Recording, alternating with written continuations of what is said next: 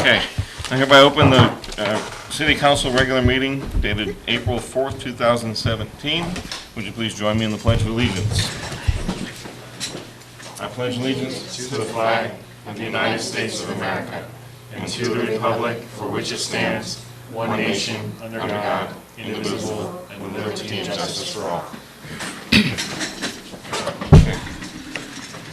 We just had a closed session meeting regarding conference with legal counsel and with 2 anticipated cases, and direction was given to council on both those items.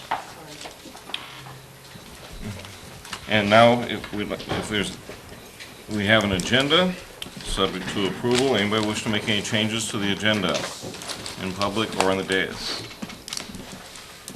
Seeing none, I'll entertain a motion to approve the agenda. Move. Second. Moved by Vice Mayor Fallendorf, seconded by Councilperson Herman. All in favor, say aye. Aye. Aye. Opposed? Passes 4-0. Let's see, staff updates, informational item only, no action will be taken. In our packets, we have a consolidated report. Are there any questions regarding any items in the report?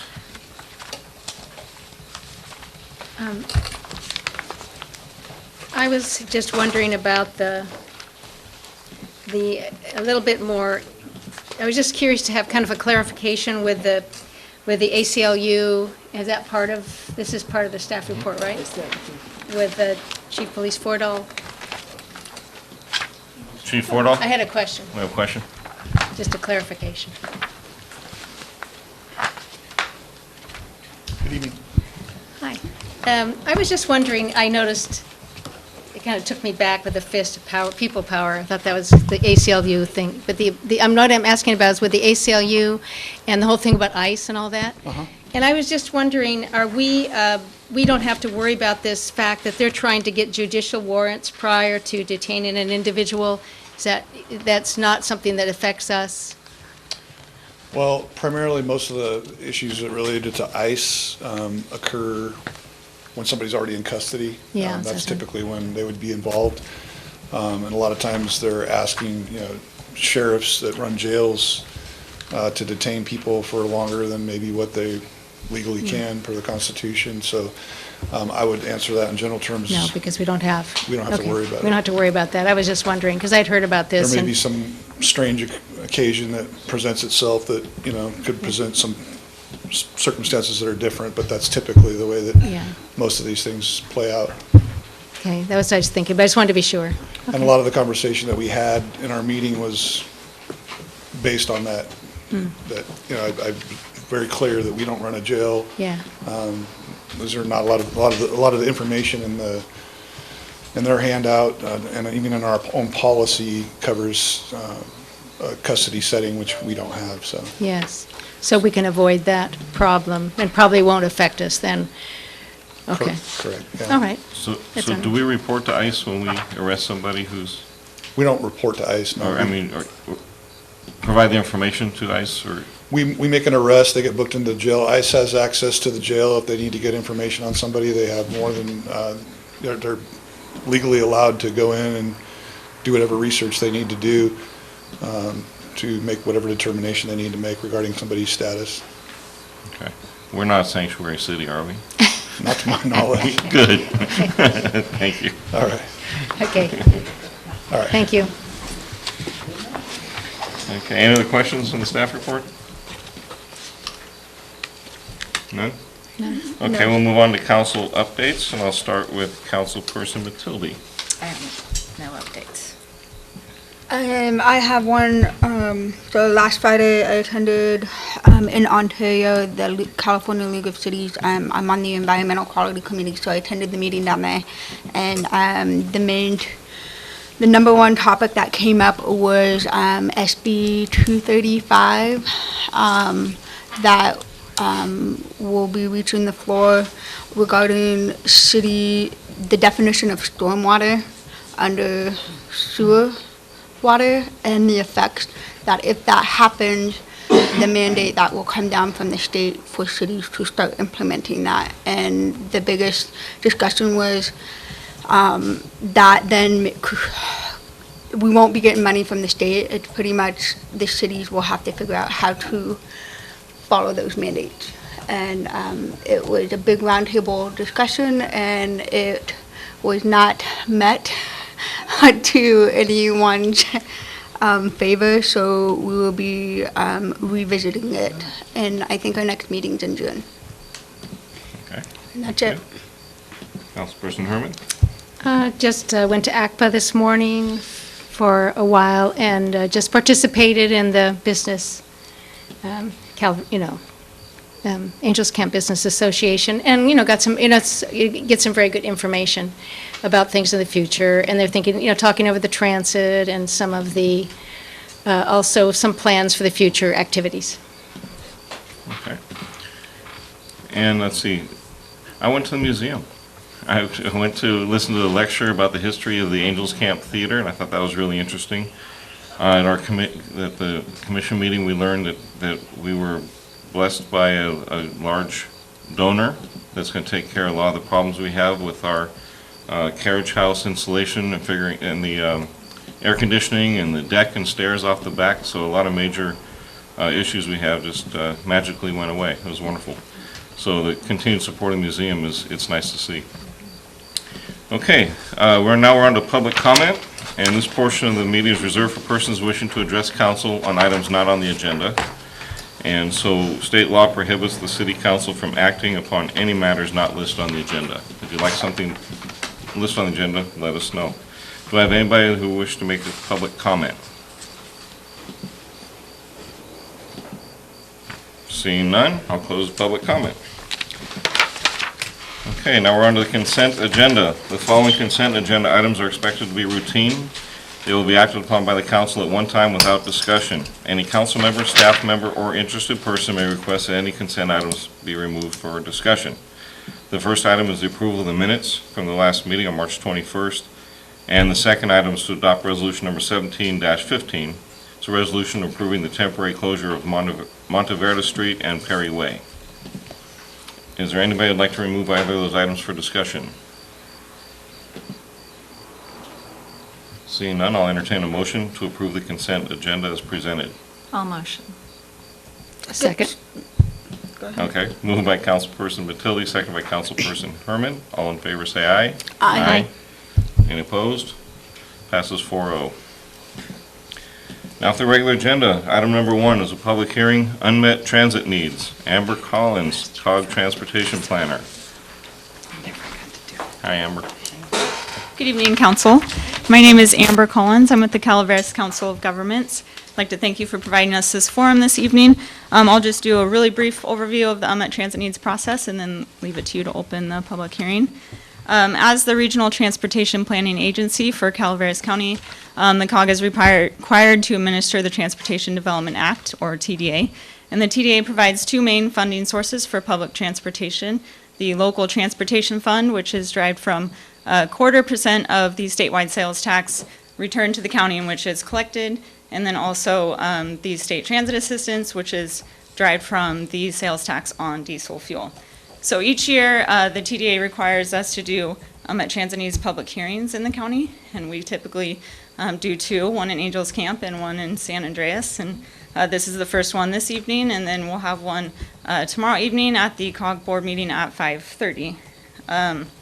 We also receive public comments throughout the year through written survey forms and any other written or verbal communication. We then compile all that information received throughout the year. We provide it to the Social Services Transportation Advisory Council, which is made up of representatives of transit dependent individuals and social service agencies, and they make a recommendation to the COG board whether there are any unmet transit needs in the county and whether any of those needs are reasonable to meet. And that's really just we only have one transit system in Calaveras County Angels Camp, and that's Calaveras Transit. And I'll draft a report of findings and present it to the COG board typically in August, and that gets provided to Caltrans. Okay. And if you guys have any questions, but, Are there any questions from the public? The public hearing is now open. sorry, yeah. Okay. Any questions from the public? Not one, not a single one? Okay. Any from Council? Okay. Seeing none, I'll hereby close the public hearing. Okay, item number 2, adopt a resolution authorizing the borrowing of funds to refinance an existing obligation of the wastewater system. Julie McManus, Finance Officer. Good evening. evening. This is one of those good agenda items where we have good news to report. Essentially, we set out to refinance some debt on the wastewater side back in November, and we're trying to close out the process within the next month. A little bit of background, our wastewater fund had 2 major debt issues on it. We ended up paying one off early in the prior year, and we still had the second debt, which is our USDA loan, outstanding. We were able to, or at least our experts were able to identify where we could get some savings by refinancing that second debt, because our position looked a lot better in the market. So council started the process back in November. We had some really good responses, which I'll leave to our experts. So without any further ado, I'll kind of turn it over to them. Bill Fowle, from a company of his own name, was our financial advisor through the incident, and James Warziniak from Jones Hall is our counsel on the debt. So if there's any legal questions, they can be answered. So I will turn it over to them.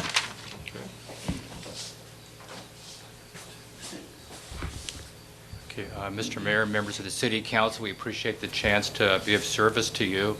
As Julie mentioned, we got started on this process back in November. I know that there's some new council members at that time, so I'll give you just kind of a brief summary to help bring you up to speed a little bit, although I know Julie sent you a staff report, so hopefully I won't be too repetitive in terms of what you've already received. But basically, what we're doing on this, we're refinancing and restructuring your 2004 USDA loan. And right now, you're paying 4.25% on that. And so what we decided to look at was to take advantage of the yield curve. So the shorter the term of a financing, the lower the rate. And so right now, all USDA loans are 40 years. So you would never do a 40-year loan on your house if you could afford a 30-year or 15-year mortgage. And so there's still 28 years left on your USDA loan.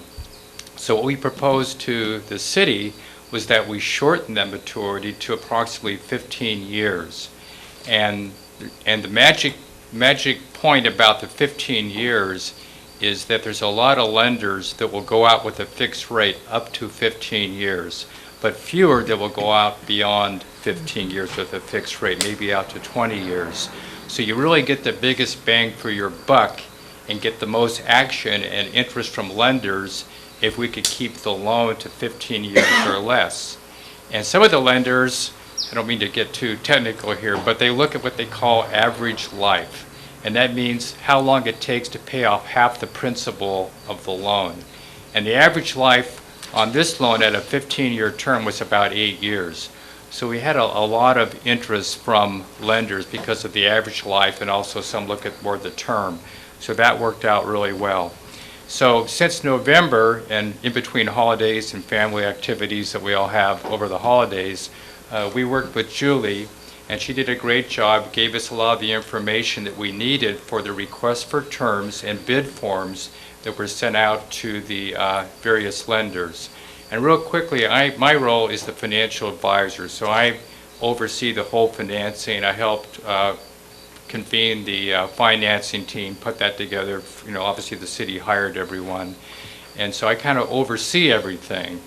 And then we have a placement agent. That gentleman's not here tonight, but maybe you saw that name, Hilltop Securities.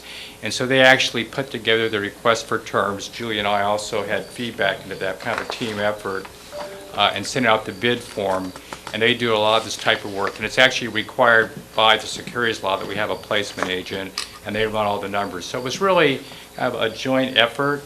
And Julie gave us the information that we needed so that we could get a lot of responses from lenders, like your wastewater system user data, in terms of your largest customers, just kind of basic information that a lender would want to try to assess your credit.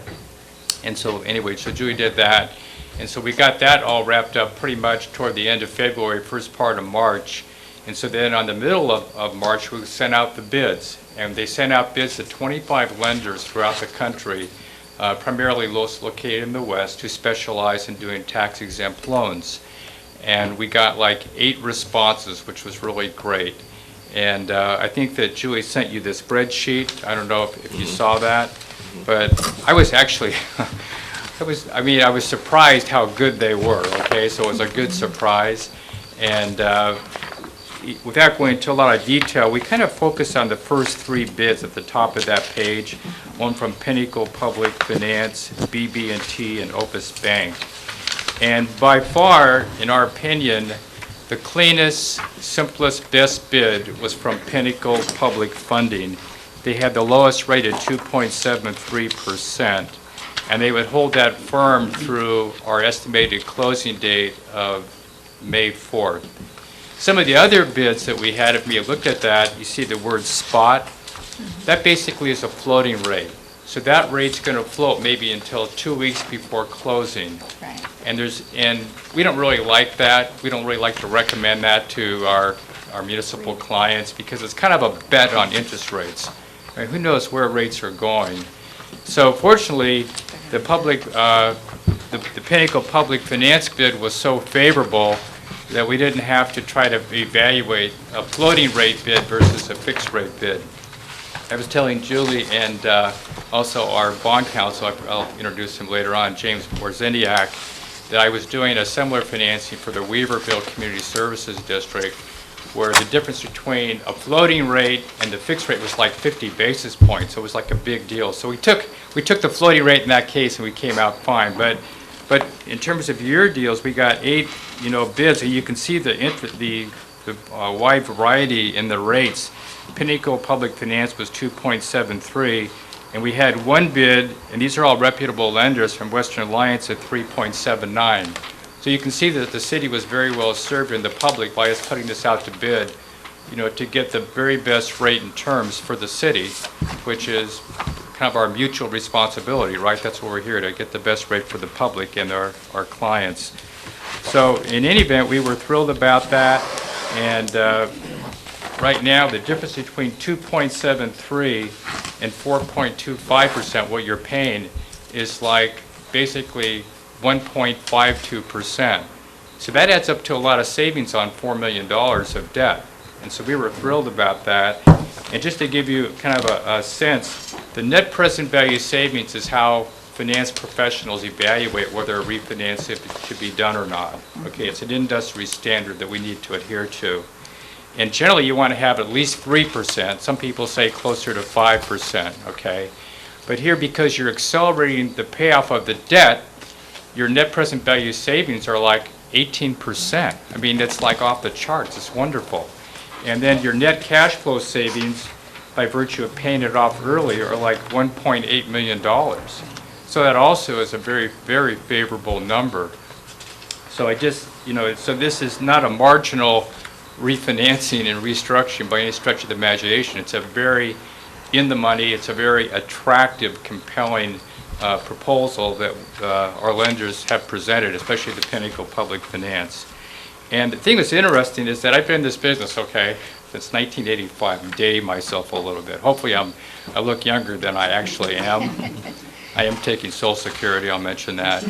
But in any event, we already got a credit approval from Pinnacle Public Funding. I've never had such a quick credit approval. Usually it takes at least a couple of weeks after the council would approve everything. There's always a little bit of uncertainty.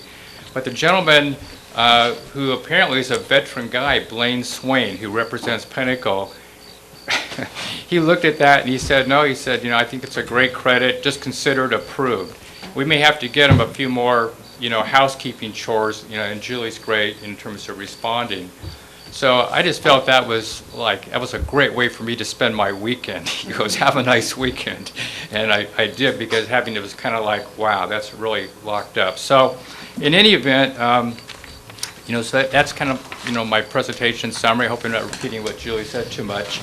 And I also have our bond counsel. That's the other key component of our team, the placement agent, obviously the issuer, you're the main client, and then myself as financial advisor. But the other main component is the legal team, the bond counsel component of Jones Hall, and they're a great firm. That's why I try to get them hired when I get hired, because they do such great work, and their fees are reasonable, and they're so service-oriented.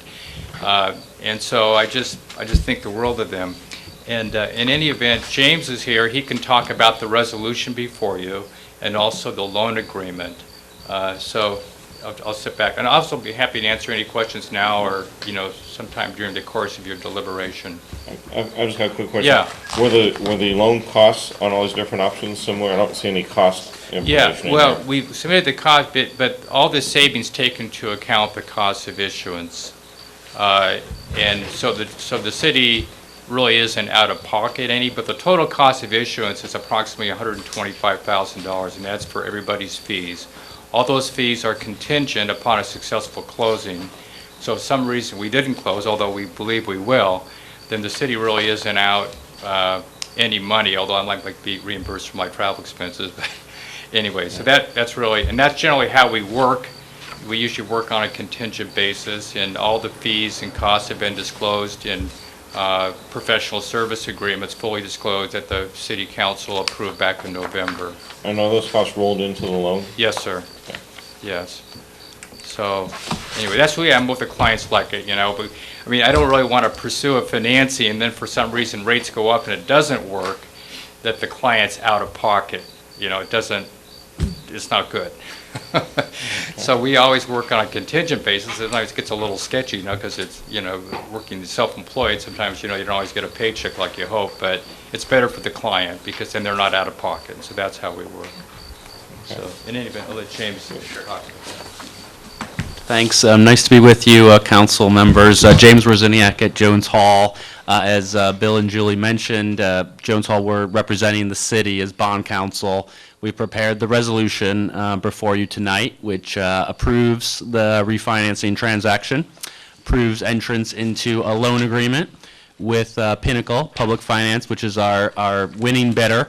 The resolution actually does include, in section 1, you'll see if for some reason Pinnacle does not fund the loan, it does provide that Julie can go back to the second bidder, the third bidder, and we can execute the refunding with an alternate bidder. We don't think we're going to need to do that, but the flexibility is there so long as the parameters are met, which is 3% interest rate and $4.1 million maximum loan amount, which is what we're expecting. So the loan agreement is set up as a payable. The loan is payable from net revenues of the wastewater system. So there's no general fund of the city involved. Just like the USDA loan we're refunding, it's just an obligation of the wastewater system. So from that perspective, no difference at all, just the rate is lower than the current one. Happy to take any questions. Okay. Any other questions? Looks good. Okay. It's pretty straightforward. Yeah, looks good. There's a prepayment penalty Great. on the note that looks like it runs the entire term until the last year or something. Say that Did I again? see a prepayment penalty in here that runs Yes, there is. 5 years at 5 years at 4? No, actually, that's okay. Thanks, Bill. That was for the non-winning bidder. The Pinnacle winning bidder prepayment is prepayable in full at any time without penalty at all. So after 5 years. Perfect. Lockout. After 5 years. Payment premium at the end of 5 years. And they also, you didn't see it, but the original proposal, they didn't propose a partial prepayment option for the city. If, you had some extra money, you wanted to pay down the debt more quickly. And so Julie asked if they could do that. And they were very accommodating, and also said, and by the way, if you want to pay it partially, you can also do that after 5 years with no prepayment premium, but they want to be at least in amounts of Could you go on? Sorry, I apologize. But they wanted to do that at least in amounts of $250,000. So that was really a good gesture on their part as well. Okay. Sorry. Okay. And then I just have one question for Julie. That's it. Going ahead in our program here, looking at the wastewater reserves, we're increasing our cash flow by, we're decreasing our cash flow by 70,000 to get the savings on the back end. How do we justify that given the low reserves in the account, or how does that? We are actually increasing our cash flow needs, but we also decreased them from the other loan that had gotten paid off 2 years ago. So net, we're in a good position to do that with very little effect on the rates. We did kind of put it through our current rate model because we're working on, where we stand and everything. It would cost less than $1 per customer per month to actually put out that extra money. So it was something that was worth pursuing with $753,000 worth of savings. And cash flow wise, from a customer perspective, they're not going to have to pay $1.8 million worth of debt in the future as well. It's actually bigger than the net present value savings. So it's well worth what we're going to do. If we even had to shift internally on rates and didn't go for the extra dollar, we could probably do so. Okay, very good. Any questions? Yeah, I'm good. Okay. Do we have any questions from the public? No? Okay. If there are no further questions, I will entertain a motion to, how do we agendize this here? I'll entertain a motion to adopt the resolution authorizing the borrowing of funds to refinance the existing obligation of the wastewater system, and it will be resolution number 17-16. I move. Second. Moved by Vice Mayor Fallendorf, seconded by Councilperson Herman. All in favor, say aye. Aye. Aye. Opposed? Passes 4-0. Thank you very much. It's nice to get good news. Yes. It's very, very positive. And now for the other end of the other side of the pancake. Nah, it's all good. What did Dr. Phil says? Pancakes all have two good. sides? Yeah. Thank you very much. Okay. Keep that mental state going. We'll get it done for you. All right. Good job. All right. Good.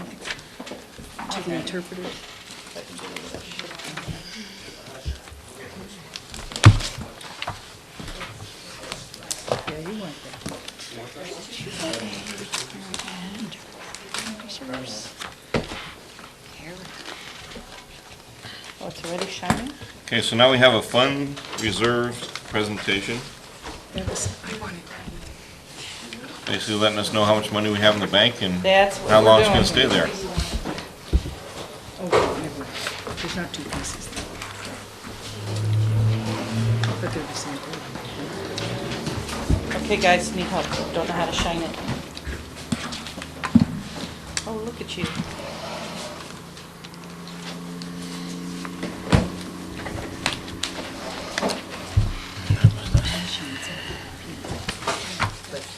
Okay, so we're here to discuss the city reserves. As an introduction to this, we felt that it was probably pertinent for us, relevant for us to present this to you at this time for several different reasons. One, we're kind of discussing several things about financing that we might be considering, including what might happen with Prop 64, what we're going to do in terms of pre-funding our OPEB or other post-employment benefits going into the future. But also, we have 3 new council members that we thought it was a real good preview, give you an idea of what's happened over the course of the last 5 years, so that it's setting us up for a good budget discussion for our 2017-18 budget. So I'm going to start with the general fund. The general fund is funded primarily by tax revenues. Sales, property, and transient occupancy, which we call TOT, are the 3 primary ones, but there are a couple other taxes that we get in. General fund is also funded by grants and fees, but to a much lesser extent than the tax revenues. The primary functions of the general fund are public safety, parks, general administration and planning, and the museum. What I first wanted to present in all of the functional areas was what did our reserve balance do over the course of the last 5 years. Now, I'm going to give some kind of caveat here because I came in with the 13-14 period, but I was involved with closing out the prior 2 periods when I came here. And I will say that some of the results that you see in the 11-12 period and the 12-13 period are a little off kilter. It seemed like the 2012 year closed with some problems. We kind of fixed them in 13 primarily, and then we fixed them a little bit more in 14. But once it got past 14, we started to equalize, and we're able to look at the results more from an actual standpoint of this is what happens in a year. The expenditures were greater than revenues by $635,000 for the last 3 years, which saw us reduce our reserve pretty dramatically. It could have been worse because there were some non-repetitive income figures. One I discussed with you at the audit of $115,000 in the last audit, but there were some in other years that kind of offset what could have happened in all of those years. So it could have been worse, but you know, we got $635,000 dig. It was a net loss of $462,000 because auditors came in, made some adjustments, and there were some other things that offset it. So primarily what we're left with looking to going into next year is we've got about $600,000 worth of reserves for the general fund. I just wanted to note that there was a prior road relinquishment fund that was separated out that was actually folded into the general fund in 2013, so that no longer exists. So it's part of these funds that we're looking at right now. So that provided for the peak in 12-13, so if that was not there, you'd see a little more gradual drop, consistent gradual drop all those 5 years. It looks like we Not necessarily, because I think from a presentation standpoint, I included that 413 in all the years. I'm just saying it doesn't exist anymore. It did exist prior to that, but when I'm reporting it here, I include it through all the years. So that is not the peak in 12-13. 12-13's peak is basically cleaning up some other stuff that happened in 11-12, and I think the line would have evened out right had the years been closed properly.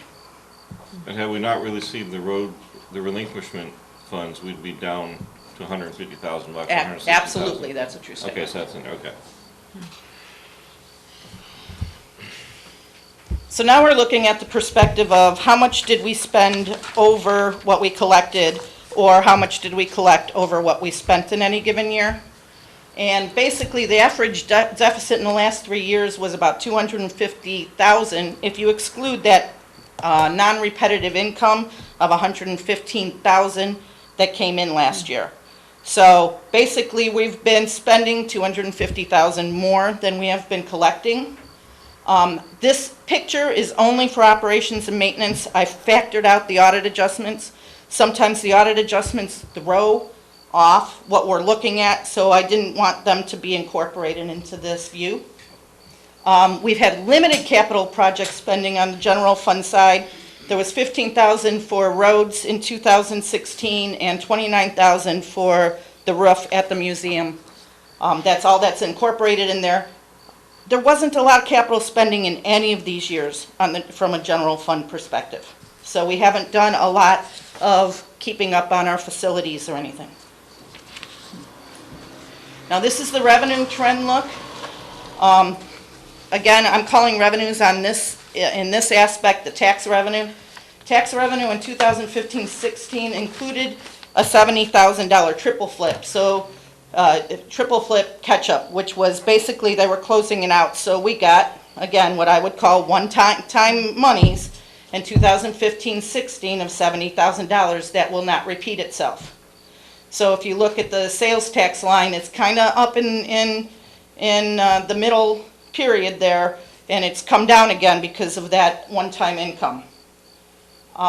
There's basically been an increase in tax revenue of an average of 2.5% over the last 2 years. It's not going really far, but it's giving us a little bit of extra income in a given year. The average increase of $29,000 excluding triple flip effect. So we basically got about $29,000 more of tax revenue in any given year. However, just as a looking forward issue, We might have a complicating TOT issue, both in this year and next year, where we might fall short of our TOT revenue projections for 2016, and we're going to have to budget less in 2017 due to an unexpected vendor issue that's going to cause us a serious problem in revenues during this time period. Can you explain I that? really don't want to go too far because I don't want to talk about the vendor and what's happening, but we have a TOT vendor who is going to close down part of their facility during about a 5 to 6 month period, and it will cost us the TOT revenue that we normally collect during that time period. And then the tax revenue, we're at 7.25 in the city, right? Yes, I'll get into that a little bit later in terms of what the tax rate is. Now we get to the spending trends. First, we're taking a look at the Public Safety Department. The Fire Department's been doing a good job of using the truck in the last 2 years to go out and do strike team fires, and have yielded about $44,000 in 2015 and $84,000 worth of in 2016 to offset our general fund budget. It actually collects more money than that, but a portion of it actually goes to pay the excess salaries we're paying for those people, so net, it's contributing what comes down to the truck money in any given year. So the fire department probably had an increasing expense trend, but it's been covered by these revenues. The police has had a constant trending up also. Part of that has to do with the loss of some grant funding we had from AB 109. AB 109 was the prison realignment. We previously had 30,000, in some years even more than that, revenue coming from them that we could use for various aspects of our budget, where we saw increases from prison realignment. However, that money has slowly but surely disappeared. The last amount we received was $11,000 for this year, and it has so many hooks on it that we don't even know whether we're going to end up using it, because it has to go towards education or some of those things that don't really help our general fund budget. We'd actually have to go out and do some of these things, and we don't know yet. Other than that, there's all general cost increases. I'm going to go over more of what those are later, so that you can see the cost pressures that are coming at us from every direction later. But they have hit both of these departments, including, of course, increased minimum wage. Your fire department and your museum department are highly dependent on part-time personnel, and therefore, all these 50% increases every year that we're getting hit with from state mandates are actually causing us to have to spend more money. Here's some of the other departments. I'm not really here to explain every difference, but I kind of want to give you the overall, what's going on. If you have specific questions on a trend issue, feel free to send me a note and I'll answer them later. Right now, I'm just trying to, get a picture of what the trends look like. Administrative labor expenses have fluctuated significantly with projects. So in any given year, what we're working on, labor tends to follow that, and so it particularly affected the administrative fund and the city administrator's work. His time was being coded elsewhere. It came back home to roost in 2016, so we have a higher administrative cost in 2016 on the administrative line. It is my belief, as having worked through the labor allocations, that 2016 represents our best distribution. And let me explain that a little to you. When you're dealing with multiple staff that have to work across funds, they work a little bit in water, they work a little bit in wastewater, they work a little in general fund, you have to find a methodology that makes sense to apply people's time and the costs associated between those funds. We've been doing work for 3 years to get those right. And so we work department by department to get them to say, where are you working in any given year? By 2016, that budget, it looks like what the labor is going to. So we're pretty confident going into next year's budget that our labor distributions are correct. So the increase on administration will be offset by decreases in water and wastewater? When you see it on here, yes, you'll actually see the line of administration go up. As far as administration was concerned, I also included, council expenses and city attorney expenses in administration for our purposes here. So it's not just what we technically deem our administration department. Planning and building have large increase in fee revenue to offset costs in 2016 and 2017 due to growth in the community.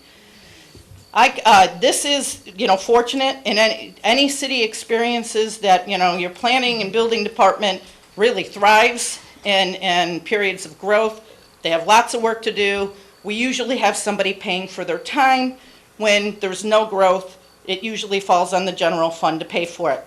So we're right now in one of those good periods, but this is another one of those income types, just like the strike team revenue for the trucks that are coming in. It's dependent on the year, it's dependent on something we can't control, and to some extent, we need to be careful about budgeting too much on those line items because that revenue may not come in any given year. The last trend that I'm going to point out here is the community support trend. Obviously, the last couple years, as we've been struggling with some of these deficits, we've been looking for ways to cut. The community support area took big cuts. I think at one point in time, we were paying $130,000 to $150,000 for community support. It's down to $32,000 with minimal DAC support. We're still doing the Angels Camp Business Association and the library. That's the standard we have set. That's probably the standard we'll carry into the 17-18 budget to start, and we'll see what happens from that point, whether council is going to want to make any changes. Not going to say a lot about this graph, except I kind of wanted to give you some perspective on where our spending is. Our spending is 74% in public safety. That's probably a good number, because I think citizens often like to see that public safety is your biggest concern, and it is in our area by far, with some of the other departments kind of falling in between. Planning building show as zero, because this year there's high growth and there's a lot of offset in their expenses, which may not always be the case in another year. Water fund. Just to let you know, when I present the water fund, it is for all the collective components of water. So there are actually there's 4 components in the water fund reserve. One's for operation and maintenance. That would be the amount we're charging for our regular operations and maintenance, less any expenditures we had in that area. We'd have leftover funds. We also have a fund for existing customer capital replacement improvements. There's another component of rates, which says I'm supposed to put a certain amount of money into that category. We again apply whatever expenditures we have for capital type items, and we come out with a net reserve. The 2 other areas are new customer improvements, which come from impact fees. We have to track those separately because we have to make sure they only go into projects that have some kind of improvement associated with them. And then finally, there's usually a debt component where we have a collection between the impact fees and the rates where we're paying off debt. So those are the 4 components. When I show the reserve, it's going to include all 4 because that's how we state it right now. But I'm going to later break out just the operations and maintenance portion because that's the portion that we're most concerned with when we're talking about things like how are we going to fund OPEB, those types of issues. So I kind of going to move back into the operations and maintenance area. The water fund has been carrying the healthiest reserves, over $5 million. It was over $6 million not that long ago. The fund has actually supplied loans for wastewater and lighting and landscape funds in the past years. Fund has low debt, but has a higher capital improvement needs. So we need to have some money in that account to be able to pay for some big stuff in the future, or we will be borrowing instead, which obviously costs more money. Last time rates were affected, they were lowered in 2009. What council had chosen to do was take out the portion of the rate that applied to new customer or existing customer improvements. We stopped collecting it because they felt the balance was too high. So there has not been any money flowing into the improvement side for the existing customers since 2009, and there has been no rate increase since then at all. How does that fund stand now? They said they stopped collecting because they thought that fund was too high. Where's that fund stand now? Well, that's what, when we're doing these rate studies in the background, we're trying to see how does it measure, how much money do we have now to do some of the big things, and I would say it's behind. We're going to have to reestablish some kind of capital component of the rates when we're looking at it if we're going to achieve those improvements in the future, 6 years, 15 years. Or you're going to borrow for it. I mean, there's always the chance that you can borrow for it, but then you're just putting off the rate to another generation, a smaller number of customers, larger impact. So it is part of the rate components. This is the total unrestricted balance. It shows all the spending, including any capital improvements and capital replacements.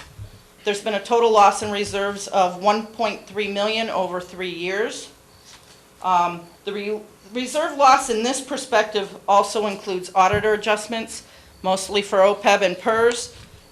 We've had a lot of transitioning showing this PERS liability and OPEB liability moving over to water and wastewater, so they share it in proportion to them based on labor, and that affects this view too. So that's part of the $1.3 million loss. About how much of that 1.3 does that account for?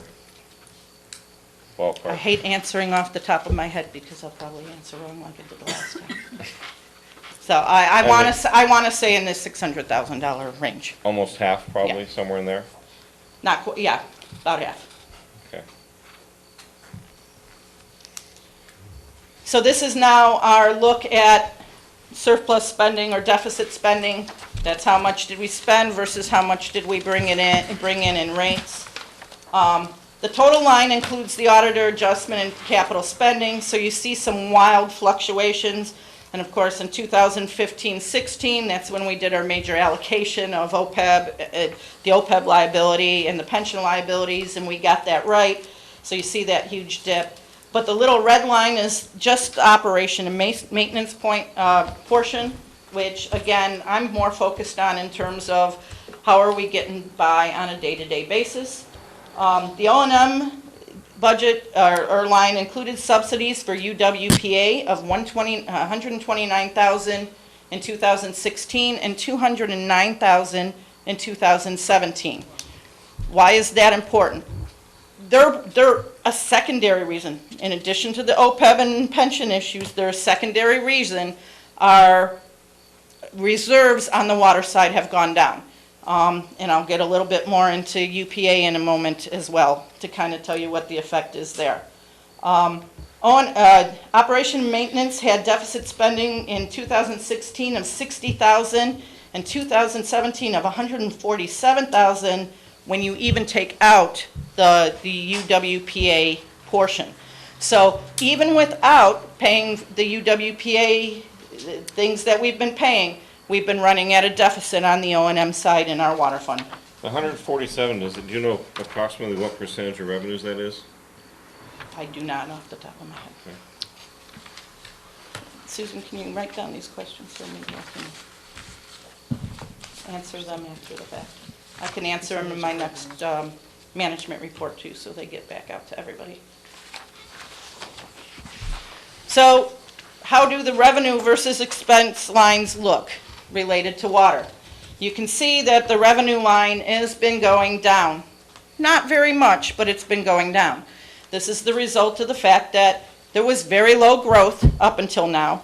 A lot of the growth we're seeing now, those connections aren't paying yet, so they're going to pay at the later part of this year and maybe into next year. So growth hasn't hit, but conservation hit. And a portion of our rate is predicated on consumption, and as the consumption went down, we lost some revenue. I think we kind of expected it. I think we're pretty lucky that it's about, only about 9% total, about 3% per year, that it hit us. Whether that'll come back once, conservation restrictions are gone, we don't know. I guess it would come back slowly. I think some people switched up their landscapes, did whatever, so now they don't need it. So it probably will not, the consumption part will probably not rebound 100%. Expenses, on the other hand, have trended upward by 8.5% per year. That's not including the effect of UWPA. So What's the cause of that? That's a large number each year, so it doesn't look like an extraordinary item. It looks like runaway expenses or someone's not watching the... I have a slide later that kind of explains a lot of the cost drivers that are We pay a coming lot up. of attention to the general fund in the budget, but are we paying attention where we need to here? Because Absolutely. I'm not happy with the 8.5% increase over 3 years in this market. Absolutely, we pay attention. I don't know if Dave can answer, did we have any significant water regulations or anything that kicked in that drove costs up? I know on the wastewater side we did, but, because we had the spray field kick in, but. Well, we always have increasing regulations, but we also have had a couple of small projects we've been doing. We've also had some effects from the drought. You know, just so you I'm know, sorry. it's not so people can hear you, it's so he can tape it and the TV can get it. So that's why we're We don't asking. want the TV. So what was it I said? We've had some, the regulations are always increasing on us, but the effect of the drought also had an effect on us too. I was just talking today about when they were pulsing water down through the flume to keep the algae out. We're getting all that debris in there, and we were constantly changing and testing our water so it can maintain purity. So we had additional expenses from the drought, and we've had a few small projects. But I haven't seen too many wasteful practices, but we'll see what Julie's slide says later on. Yeah, so I'm looking at $20,000 a month more spending than there was 3 years ago. You're trying to put it down there. You can say 8.5%, that adds up to, we were over $1 million 3 years ago. Now we're up to $1,450,000. It's more than $20,000 a month. It's probably $25,000 or $30,000 a month that we're spending more now in operating expenses than we were 3 years ago. Part of that might be the result of us getting our labor distributions correct, though, because there could have been a shift over to water and wastewater that was justified, that was being carried by general fund. I can't tell from looking at Can you look just into these that? Because I numbers. really want to know where our expenses are going in the water department. Because I feel like I personally haven't paid as much attention here, and this is a wake-up call. So I'd like to know what's going on there. Thank you. So we'll look at the water fees and what they've done. Again, you see the downward trend. We think mostly due to conservation. We're charging the same people that we were before, so it's not a loss of customers. And there was a big drive for conservation throughout this time period. It equated to a loss of about $79,000 annually. Compared to what was happening in 2015. So that's part of the issue, is that we've lost some revenue. Growth has increased in 2016 and 2017 from substantial development, but again, we're not really seeing that here because those houses are just being built. Not all of them are in line and paying their water and sewer fees every month. So we really haven't seen the effect of that in these numbers yet. There'll be small growth revenue increases from the additional building in coming years. No significant revenue increase anticipated without rate increases. There's just it's either growth, you're either going to increase your income here by growth, or because you're going to have more customers paying, or you're going to change what they're paying. It's pretty limiting. We've looked at the fee side of the schedule. We've worked over those with the council in the last year or so. We've tried to say every fee that we can raise to justify by cost. We did raise it. It's not going to have that big of an impact. It really comes down to rates when you're looking at the water and the wastewater side. How many customers do we have? 1,700? 1,700, 1,900. I think we do 1,900 equivalents on the water side, somewhere in that area. I think I used the 1,900 number later in the Okay. presentation. So this is just water O&M. There was an increase of annual expenses of $105,000 between 2015 and 2017. Water O&M department has shown general cost increases in all categories. There's been extra pressure in repairs and maintenance and electricity. We have a lot of old equipment out there, a lot of major pieces, need to be refurbished. That's all going through the repair and maintenance line. That's one of the lines that has gone up significantly. And of course, this was affected by the labor distribution and how we were allocating people's time. The other departments, again, they were affected by the labor distributions where we were actually pushing effort to where it belonged. Public works staff's focus in the last few years has to put more weight on water and wastewater and take care of parks and roads and their other responsibilities more efficiently. So Public Works has had a significant trend towards water, wastewater, and away from the general fund. And of course, the UWPA had a huge impact in these years in terms of expenditures. So Julie, it looks like just about every department, we're seeing reallocation of labor as a reason for increased costs. Even on the administrative side, if there's reallocation somewhere, we have to see a good news slide where the labor's gone way down because of the reallocation. All I'm seeing is up, up, and up.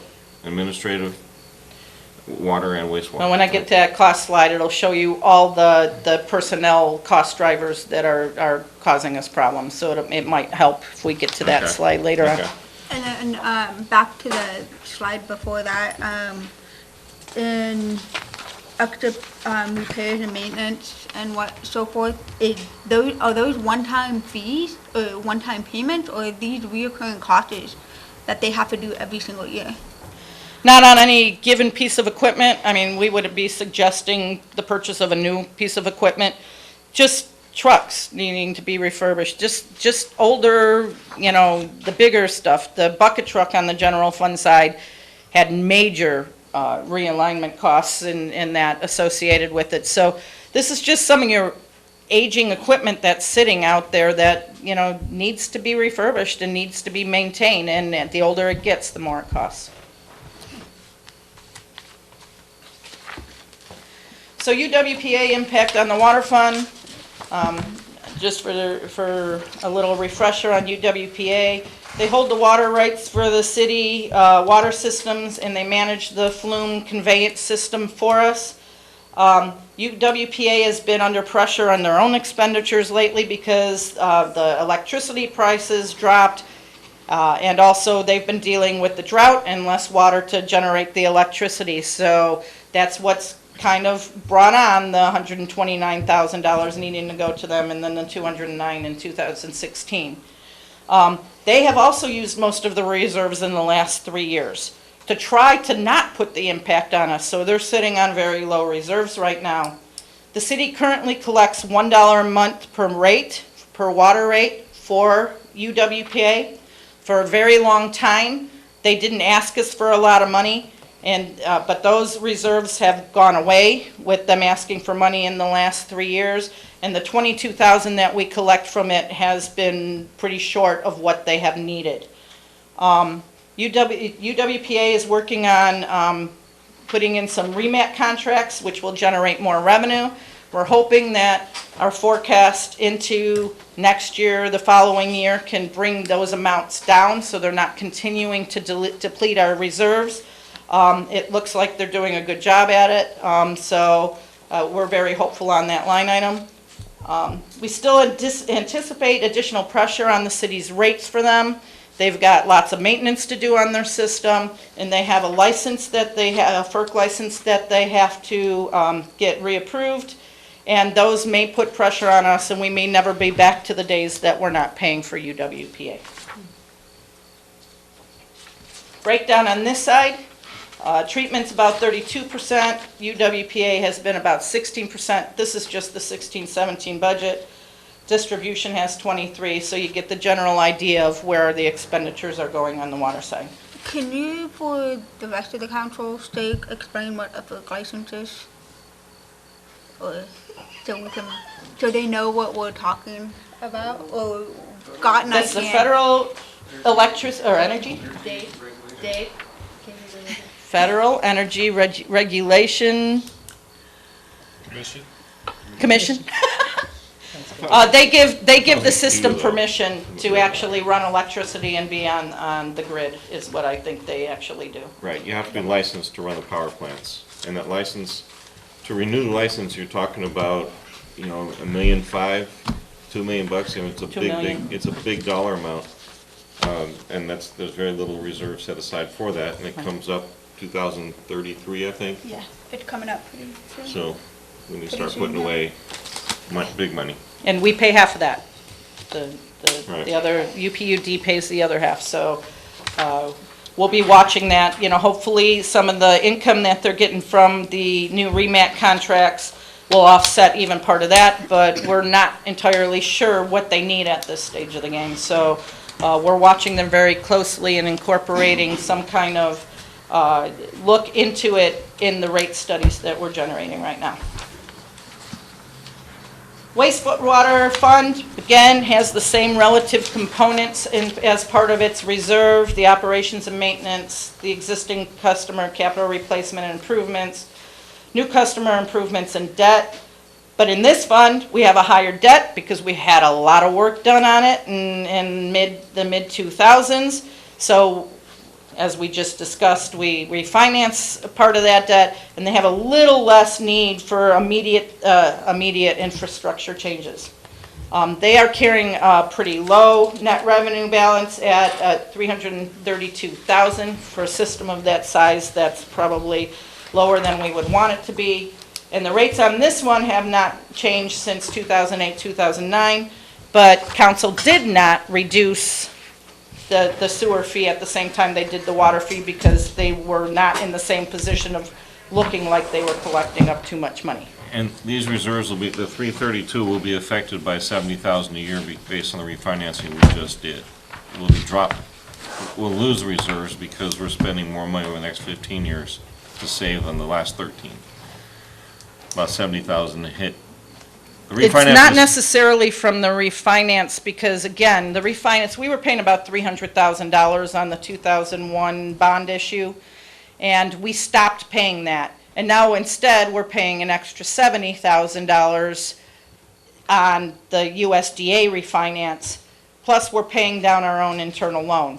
So the things are kind of offsetting each other. But apples to And- apples, is that loan, old loan to new loan, while we saved a lot of money in the long run, it still costs us $70,000 negative cash flow based on what we're spending right now. Cash flow, yes. Right. So that's where these reserves will be negatively affected. And what I'm saying is not necessarily because there are some things that might offset it in the background, like not paying the other debt. And see, the debt component's kind of separate from everything else. And we have enough money coming into the debt reserve portion to cover this additional 70,000 payment. So I would not say that this will go down because of that debt, because there's sufficient revenue coming in to cover it in that particular reserve. The pressure's coming more on the operations and maintenance side and the improvement side on this fund. It is not coming really from the debt fund. That refinance It's all the same shouldn't. bucket, though. It is and it isn't, and when we get into rates, everything right. will be broken down into components. So you'll see what's actually affecting it. Okay.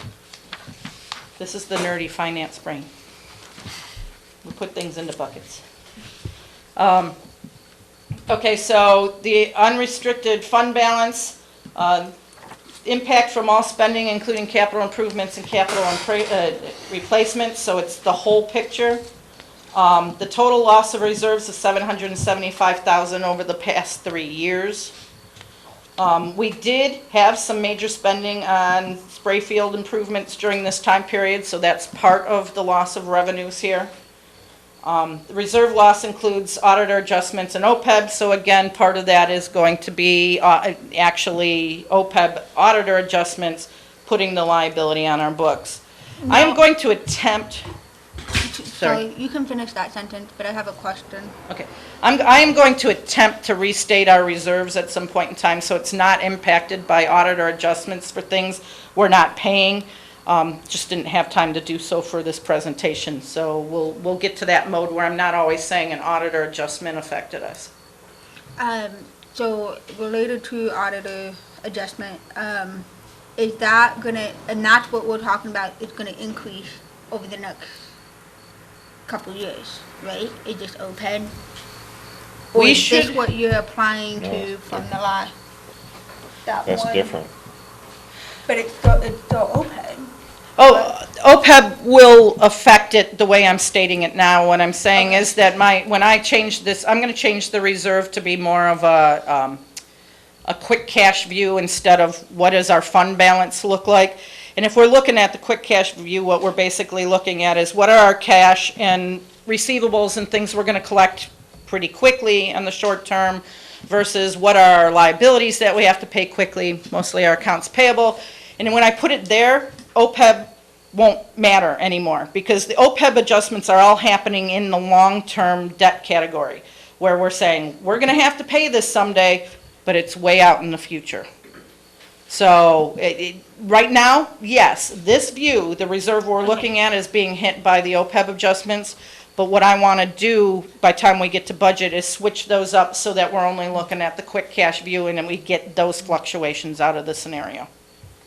Well, I'm really confused. I'm sorry. Because the OPEB adjustment, there was a $4 million number on the audit for future retirement. Is that OPEB plus CalPERS or? I don't have the audit in front of me and I don't want to venture a guess. It was substantial. I think on the water and wastewater sides, we were verging on, between the two of them, there being a $2 million liability out there for OPEB and them. These reserves didn't take the full $2 million hit, so they're being hit by the expenditure portion, except the expenditure portion isn't actual cash outlay. So It from is or it isn't? it isn't, because it's just going and, we're expending it, but it's hitting the longer-term liability, so it's So- not having the effect. So the adjustments are just the year's worth of unfunded? Right, with some of the shifting that we did Okay. between, because we originally recorded everything on general fund, and then we moved them back over. That stuff was hitting the reserve, the other stuff wasn't. So we've got this long-term debt out there, about $4 million, and the reserve effect here is just the annual, this year's portion of that that's gonna go into that pot later. Right. I understand, thank you. I'm glad you did. All right, so now we get into surplus versus deficit spending. Again, the blue line is our total line, which includes some of those auditor adjustments and capital spending. So you can see 2012, 13, probably the bulk of some of the spray field expenditures are buried in there. We show that we spent a lot of our reserves. Total results improved in the last 2 years due to the payoff of the bonds. So we've had some benefit from the payoff of the bonds on the deficit and surplus spending. The operations and maintenance trend is on a negative trend, like most of our funds, and it had deficit spending in 2017 of $79,000. But the prior 2 years, actually, our reserves went up. So we were in a good position due to that debt being paid off, and now the spending has again caught up on this fund. Trending on the revenues versus expenses. Revenues have decreased 2.7% over the last year. Again, it was affected by some of the conservation. Most of the sewer revenue we bring in is not affected by conservation because we don't charge for consumption.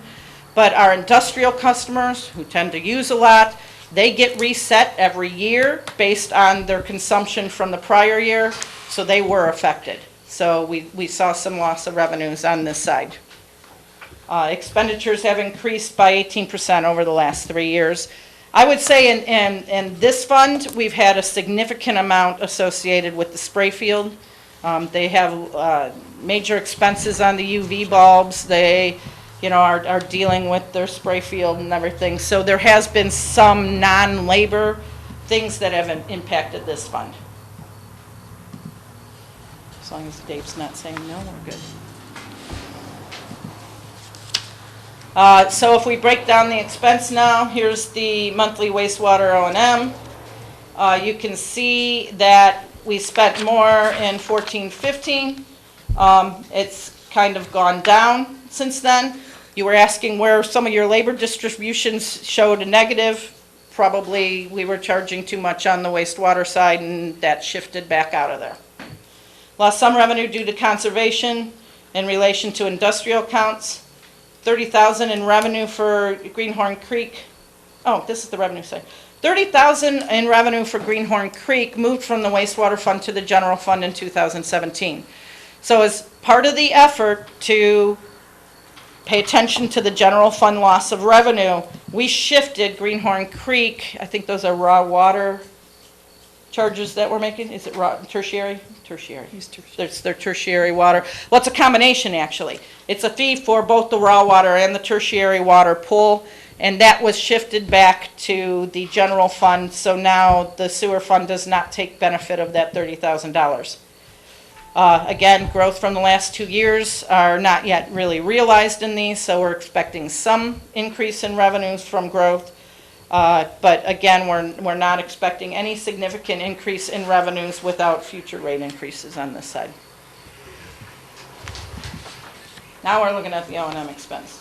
I was ahead of myself. So O&M increased significantly between 2014 and 2015 due to spray field operations, but have mostly stabilized.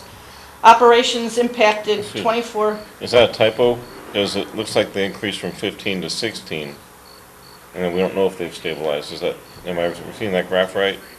14 to 15 looks like they're equal. 14's not depicted here. So the expenses came in the 14-15 year, and you don't see the jump.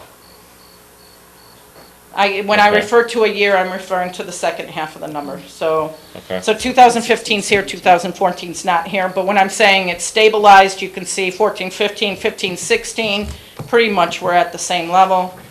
And when we get to 16-17, we were hit with a 25% increase from CPPA for electricity. Probably affected this fund more than any other fund. So we had $24,000 worth of additional expense in the 16-17 line that we didn't have prior to that for electricity. 2017 also includes spending for stream testing and the NPDES permit of $60,000. That permit is done every 3 years, 5 years, every 5 years. I have to look at Dave all the time. Okay. So it's in this year as an expense, but obviously it's not going to repeat itself in the next one. The stream testing, I think, has been more necessary because we keep releasing effluent into the streams, so we have a higher requirement for stream testing, and that's why that number's up. It'll probably get utilized at some point in time. On the non-treatment side, public works staff focus again has been moving more from general fund to water wastewater, so you'll see an increase in theirs. If you look at the customer service line, and again this speaks to the labor distribution, we saw it go down on the general fund. It really went up on this side. That was part of the project work that we were putting out to the wastewater fund in that year, so this is the offset to that downward trend that you saw in the other funds. Again, we refined all the labor distributions so that we think that they're relatively correct in the 16-17 year. They'll still kind of fluctuate based on projects, but for the most part, you know, the general labor is sorted out properly, and all areas were affected by general cost increases, which I'll detail more later.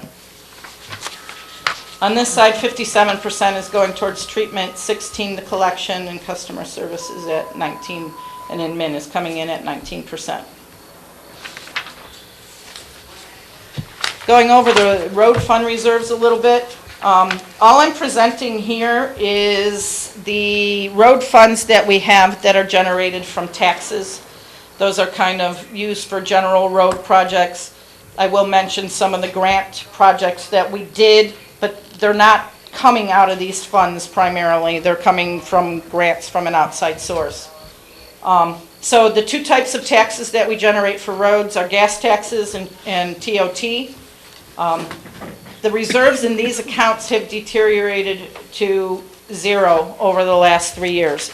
So we've done some project spending and other things which have driven these to zero. We are now going to need to live on each year's allocation of taxes because we don't have the excess reserves to dig into.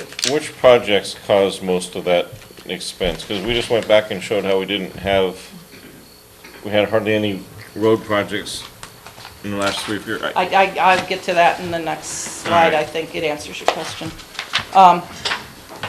However, I can tell you that starting in 2014, we started shifting some general fund expenditures that we use to get grants, support grants related to road projects. And remember, we have a variety of different grants that have gone down in the last few years. We've had a couple significant sidewalk construction projects, and we've had lots of planning projects like the Gateway Corridor Plan, the PSRs. Prior to 2013-14, those expenditures were primarily borne by the general fund, but they got shifted to TOT at that point in time to help the general fund stay afloat. So it's legitimate expenditures that are associated with roads, but it was a practice that wasn't really done before 13-14. So a lot of the depletion in this area has come from operations and maintenance just dealing with road issues. Again, grants have supplied most funding for road planning construction projects in recent years, and our upcoming relinquishment funds will help to supplement some of the work in this area. So if you go to look at the reserves, you'll see that net, we only have $14,000 left between those two funds. Is the bridge relinquishment money considered at all? Because that money is all. Not on this graph, it isn't yet. But it's all going to go into this account. It's probably, based on the conversation that was held at council, going to be in its own account with its own hooks to just be for construction-related projects.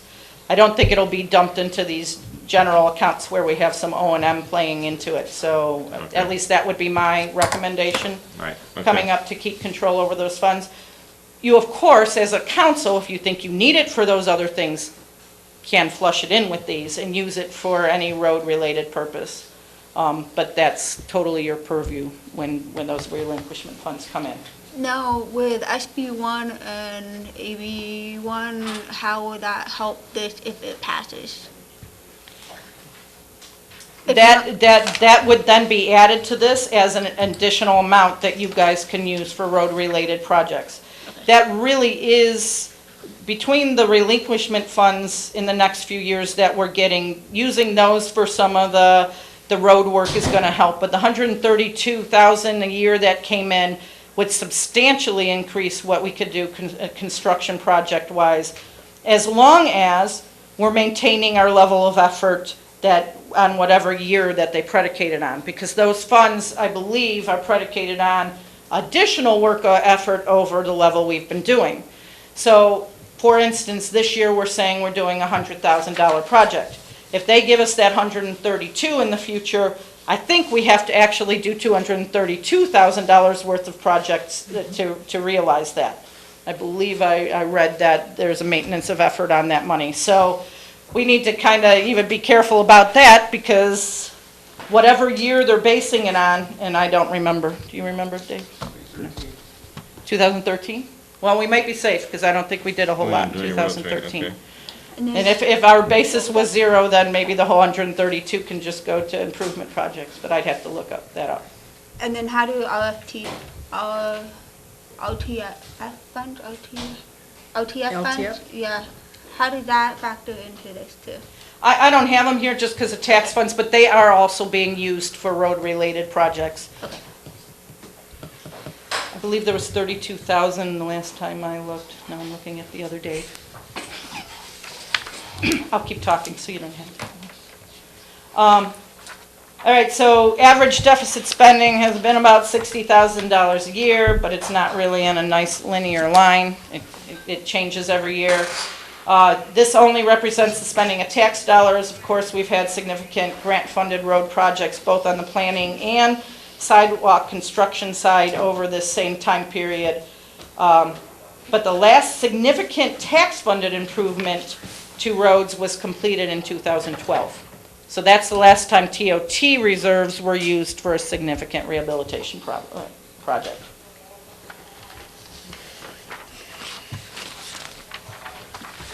Trends, revenue and expense. Revenue is on slight downward trend. This is because gas taxes are going down.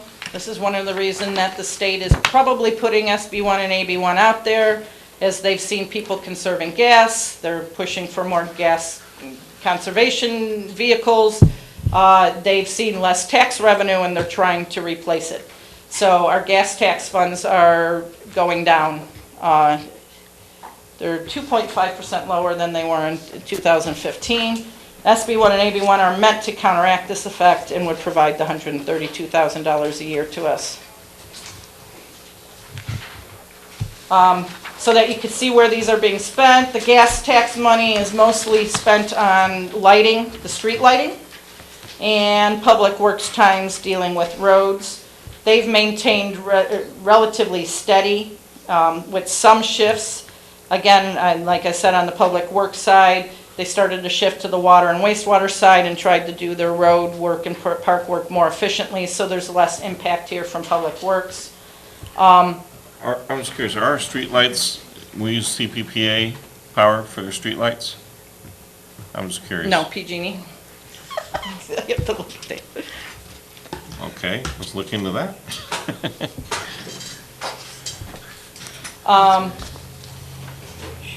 Okay, again, the fund started to absorb O&M for road-related work from the general fund accounts in 2014. In the 2017 budget, this is about $115,000 worth of operations and maintenance from, just from management of road things, going to COG meetings, getting the grants, those types of things. Versus the $146,000 we get in on TOT, that only leaves about $30,000 of that funding left to put into any real projects. So it would take several years without the relinquishment funds or something else changing here, like getting the SB1, AB1 money. It would take several years to get to the point where you could actually do a major project in that using TOT funds.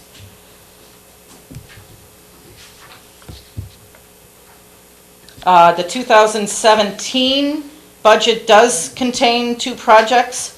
We funded $50,000 of the $100,000 road rehabilitation project from gas tax reserves in this year, and we funded the Raspberry staircase repair from TOT during this year. So there is some project spending in 2017 that won't necessarily be repeated the next year.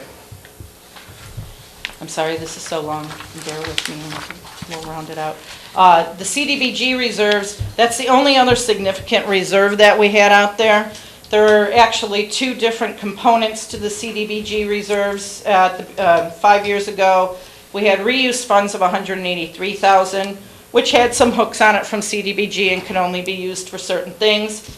But we had $107,000 of what we call discretionary CDBG money, which could be used for any purpose that was CDBG related within the city. The reuse funds were eventually expended on the park project that was completed last year to remove the veterans pool for $154,000, and has been used for our consultants' fees to get more grants over the course of the years. These reuse funds are fully depleted.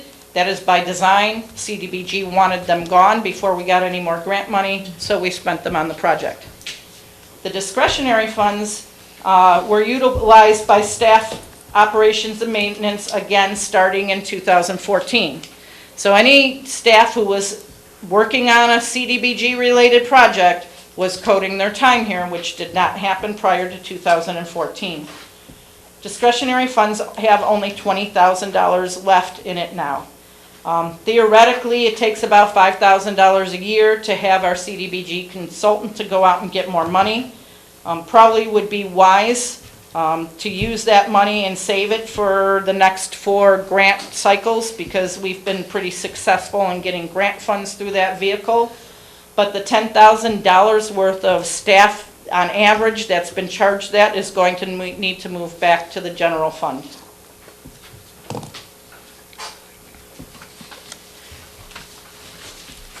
So my general observations are, reserves in all expendable funds have decreased over the last 4 years. Most reserves are at low levels, except of course our water fund. The general fund, water fund, and road funds have had deficit spending in most of the last 3 years. Wastewater fund in the last year. Revenues are not keeping pace with expenditures. City reserves are not at emergency level in most cases, but trends show further deterioration. So what I'm basically saying is, it's not panic time. We have time to turn the tides and make this go in a right direction. What I would call an emergency level is when it's getting down to 0 or whatever. We have some sources of funds coming in, like the SB1, AB1 potentially, like the relinquishment funds that are helping us in certain areas. And we have ways to try to get out of this at this stage of the game. But we need to start taking a realistic stance instead of an optimistic stance.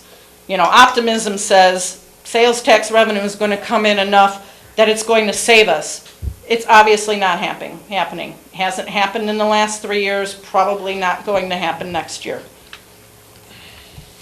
So what would I say we need to do for good financial health? Our costs should not exceed expenditures in non-recession periods.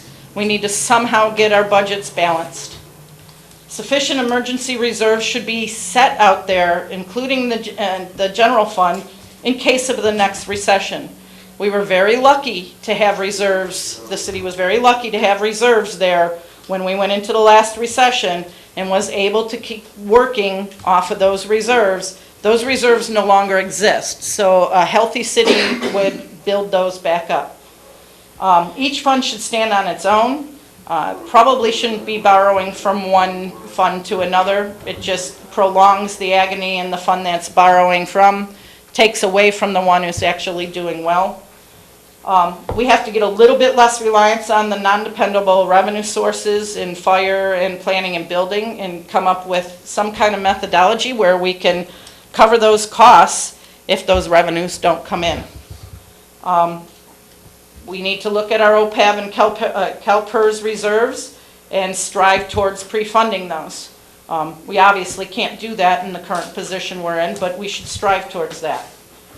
There are 2 ways to get to good financial health. We're either going to have to generate new revenue or do some cost-cutting containment measures. So revenue generation on the general fund, how does that look?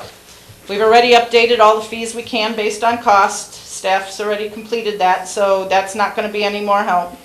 The current tax trends will probably not overcome the expenditure trends in the general fund side. We don't know whether growth will continue, so we can't have too heavy of a reliance on that. And really what we're looking at on that side is sometimes, if we want to generate revenue, we need to do some kind of sales tax measure. Each 1/4% yields about $197,000 worth of money from a sales tax perspective. We are currently at 7.25% tax rate. Many other cities are at 7.75 and over. Very few are at the 7.25 range that we are currently at. Wanted to back up a moment and just re-explain the GAN limit issue, because it seems to be confusing in some perspectives. The GAN limit, again, is a limit that the state puts on us, actually the voters put on us, to say we can't spend too much, we can't collect too much taxes. You know, we're kind of limited. So there's a calculation done every year. Right now, we are spending $445,000 below our current limit. Every year, we do a calculation to increase the limit, which gives us more room. So as long as the limit increases more than our spending, that difference would grow. We are anticipating, since we are in a growth period right now, that number will again go up for 17-18, and you'll see me present a GAN limit resolution again this year, and you'll see how that goes up. You can issue new taxes without it being counted towards this limit, but you have to have special language within the measure that you're doing, and you have to get it reapproved every 4 years.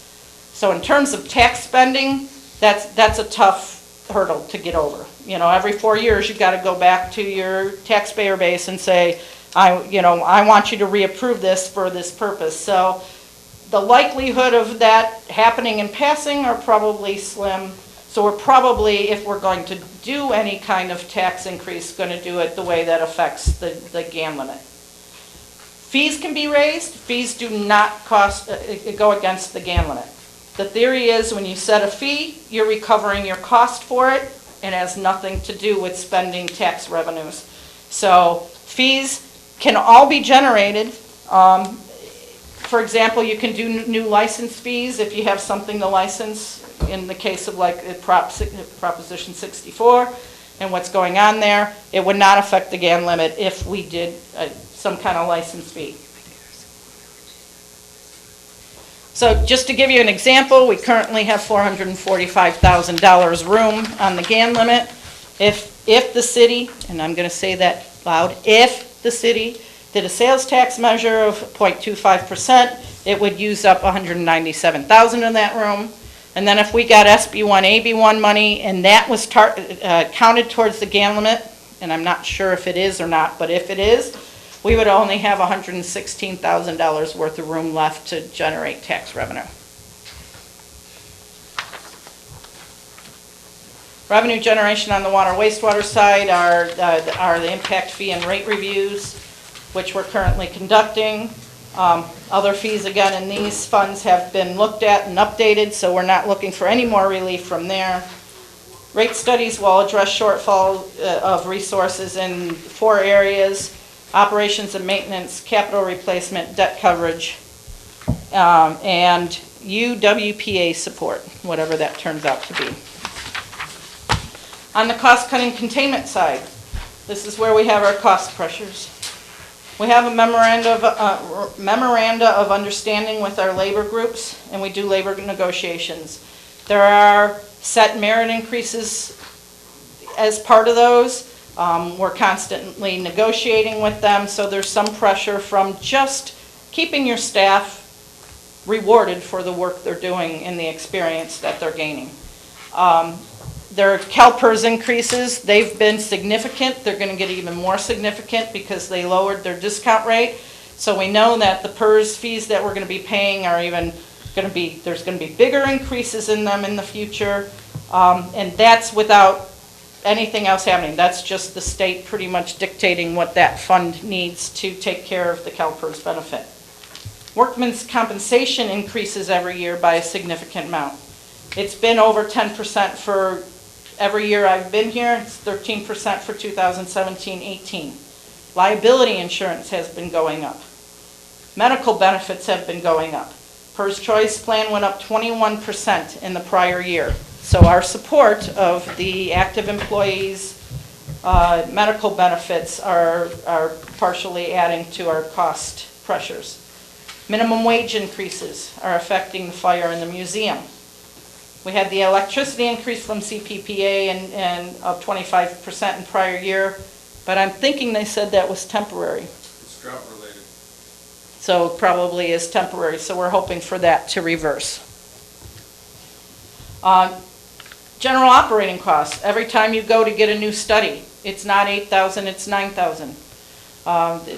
Everybody's increasing theirs because they need added revenue. So the rest of the cost items just don't stop just because, we're, dealing with cost increases. Of course, we have the repair and maintenance issue due to the aging equipment. And in some cases, we've got new studies required.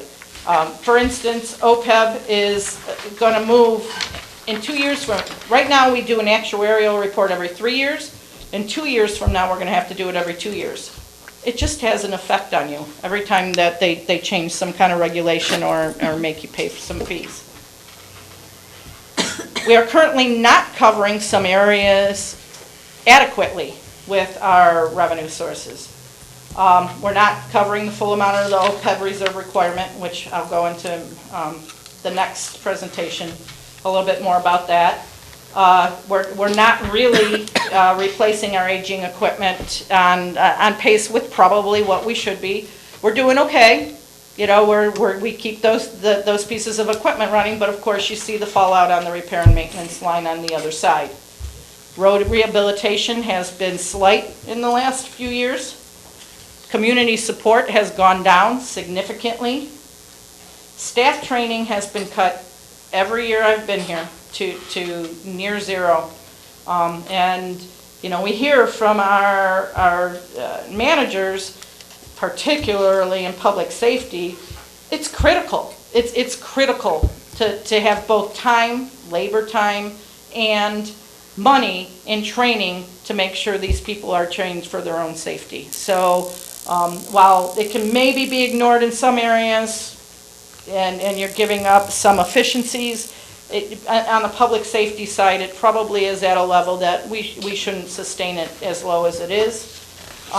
And of course, our reserves are depleted on the general fund and wastewater side. We need to build those back up to get some kind of emergency reserve in case of a recession. Staff has already taken some cost-cutting containment actions. There was an administrative reorganization to remove one staff member. Need to remember, because labor gets distributed, it's not all general fund savings. It also goes to the other two proportionate to where that body was being charged in prior years. But it did yield some savings. Payroll was brought in-house with a $10,000 annual savings. Again, labor allocations were refined to represent what we think is actual. Some phone plans have changed for minor savings, and we just refinanced the wastewater debt, which will have additional cash flow pressure, but definitely cuts expenses going into the future.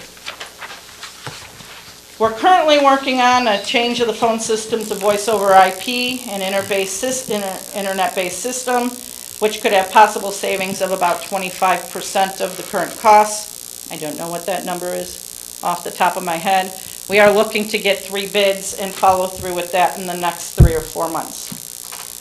We have had some discussions with community groups on how, the support they were getting can be done with less dollars. We're reviewing the synergies between City Fire and Altoville Fire to identify any savings that we can get out of there, and looking at all staff realignments that would generate cost savings. So summary, staff is working on presenting a reasonable 2017-2018 budget. The expectation is that most funds will still show deficit spending against reserves in 2017-2018. The city administrator would like to change how we're doing the budget process and have workshops, a couple significant workshops, where council can interact with the staff managers prior to us presenting a final budget. So we will probably look at changing that process this year, which will be a lot more interactive. Again, we need to create a realistic, not optimistic approach to the budget, because we're not seeing the optimistic trends we were hoping for. But overall, it didn't take us 1 year to get to this point. It took us several years to get to this point. It's going to take us several years to get out of it. But as long as we're pointed in the right direction and doing the right things, I have confidence that the city will be okay in the future. That's it. Any questions? Sorry it was so long. Thank you, Julie. That was informative. Oh, I say that was great, Very thorough. Julie. Thank you. Thank you. Thank you so much. It's more information than I think any council has ever gotten. I mean, which is needed, I think. Yes. You did a great job. Yeah, because I would feel, I need so much information. It's so much to absorb, so I really appreciate it very much. Thank you. Good job. Great.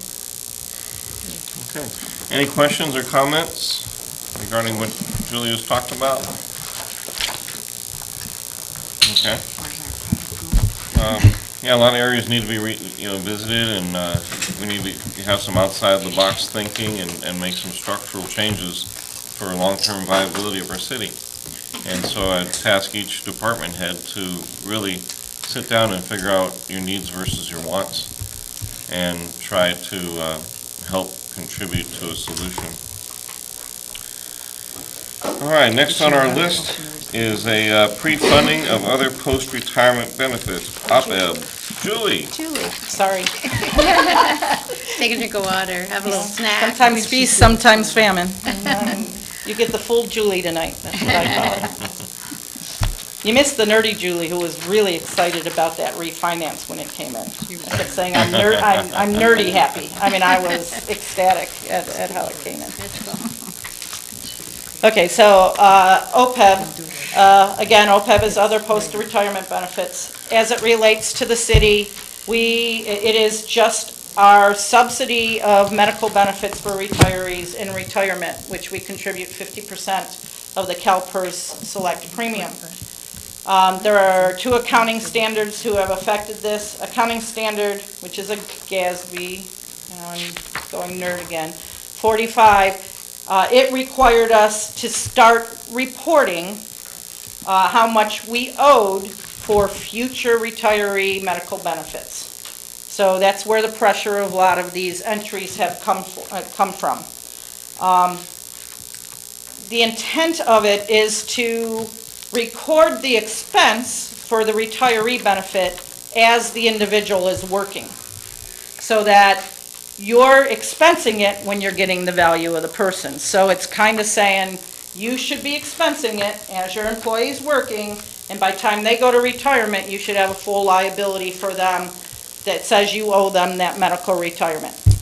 It requires an actuarial report every 3 years, because there's a lot in these calculations.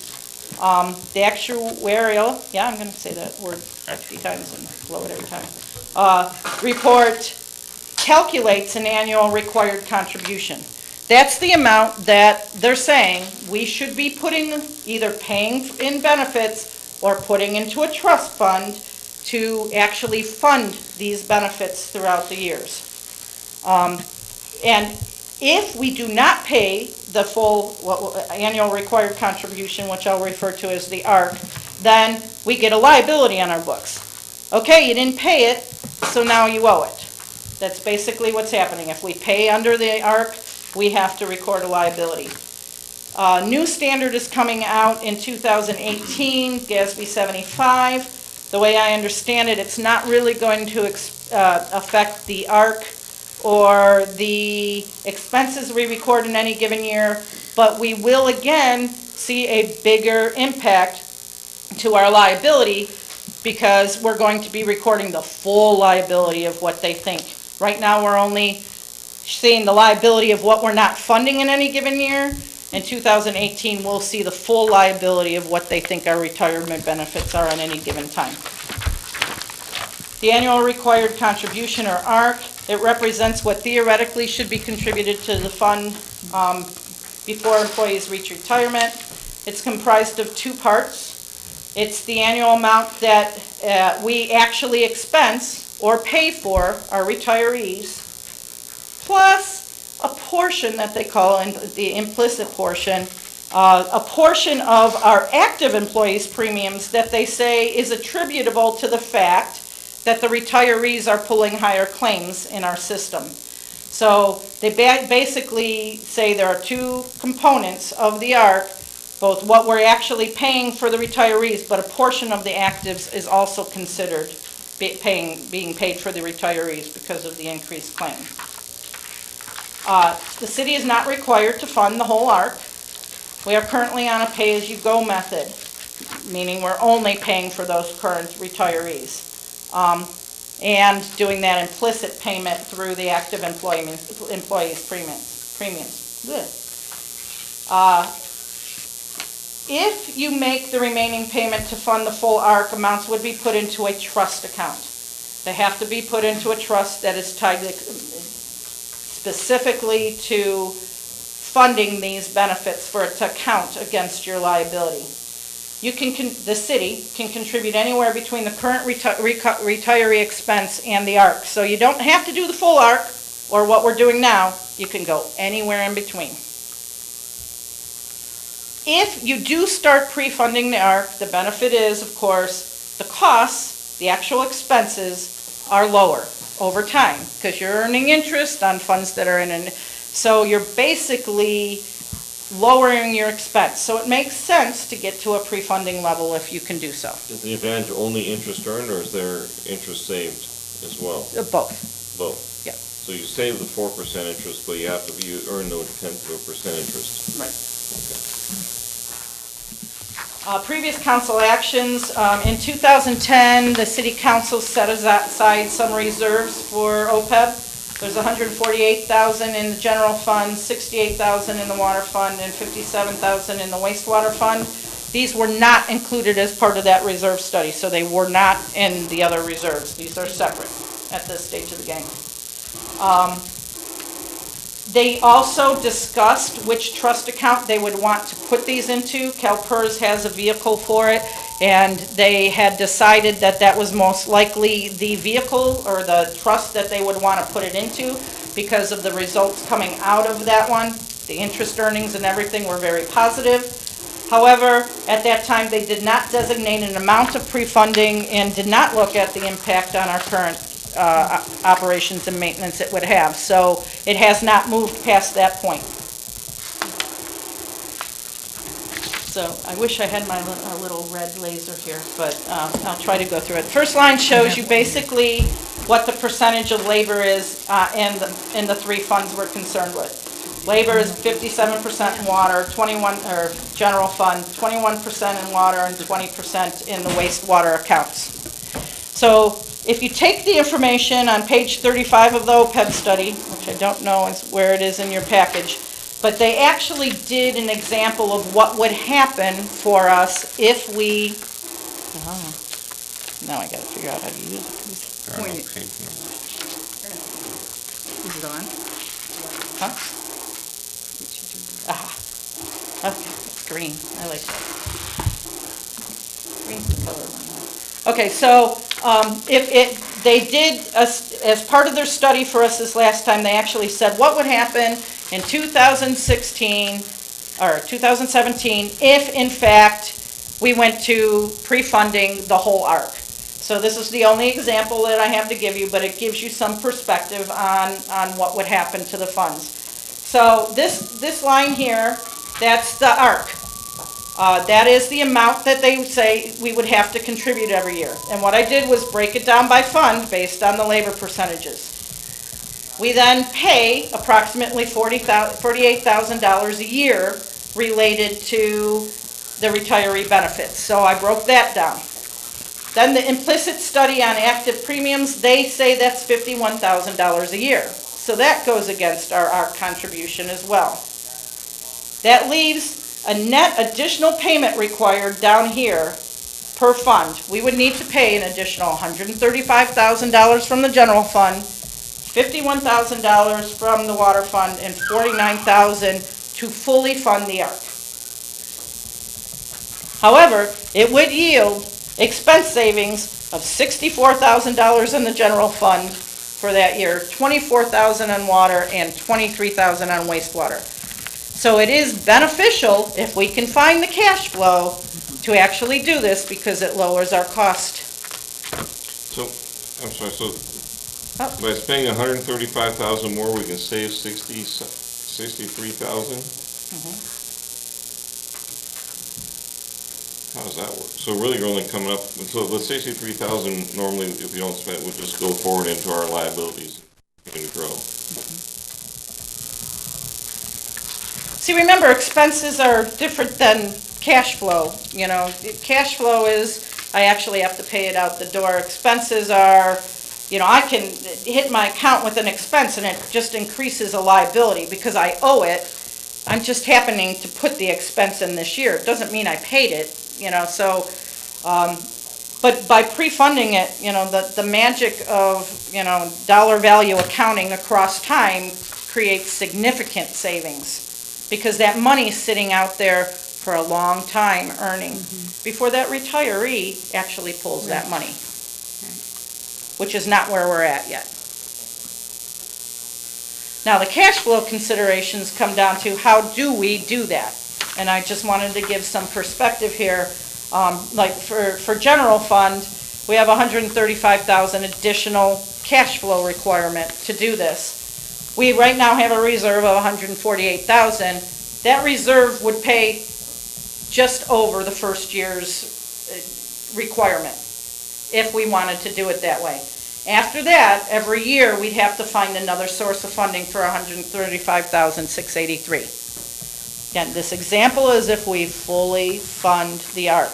We don't have to fully fund the ARC. We can partially fund the ARC and take advantage of some savings.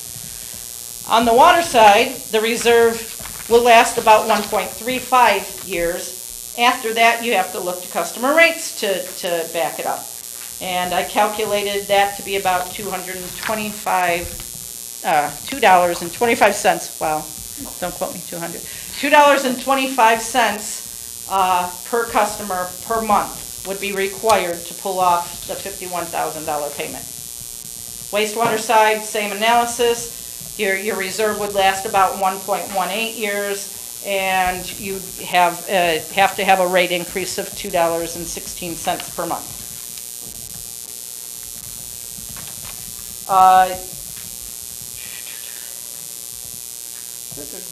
So if you talk about, how would we go about pre-funding a portion of it? There's two ways you can do it. You could just start with, we just want to start putting something aside. Let's do, and pick a number, 25,000 or 25% of each of the funds, and do what we have to get the revenue generation or revenue clearance for us to do that. You could also do it in a manner of, okay, we know we can't do it on the general fund side, but let's go ahead and incorporate the full difference in the ARC on the water and the wastewater rates and just fund for, pre-fund for one or two of the funds. So there's lots of choices that you can make here. It's between what we're doing now and doing the full thing that I just presented. When they're calculating their savings, what kind of discount rate are they using? Interest rates? I think it was 6.5% if we fully funded and 4% if we didn't. It's in the reports. You can actually see it on that page 35. I'm just wondering if we should do some kind of analysis about borrowing money to fund those and have the savings pay the debt service. Because you can probably borrow at a lower rate. I wonder if there's some room for that kind of analysis. Yeah, Borrow $1 million probably bucks. going to have to consult out for that one, I'm afraid. I think that's past the time. Okay. But we certainly can do that. Anything you guys decide on, we're pretty much going to have to go to the consultant to give us an analysis like they did. That's all part of the actuarial study. It would just be an additional, can you tell us what would happen if we borrowed funds and give us those net numbers? We should be able to figure that out without having to pay a consultant to just tell us. I'll try, but I don't. I'll try to help you. I'll try. If I say I don't depend on myself on something, Yeah. I don't depend on myself for something, so. I don't understand something about the set-aside funding that's there. There is actual money that is someplace? Yes, we have separate reserves. Oh, someplace, and it's not earning, is it earning anything, or Right now, we haven't had it earning anything. it's not earning anything? So we have the money set No, aside, but not the contributed to the interest trust. earnings from that have been going to the general fund, Oh. or the water fund, Oh, or the I see. wastewater fund, depending Oh, on what I it see. is. So Okay. it's been flowing into the What's other the funds. advantage of having that money sitting there doing nothing?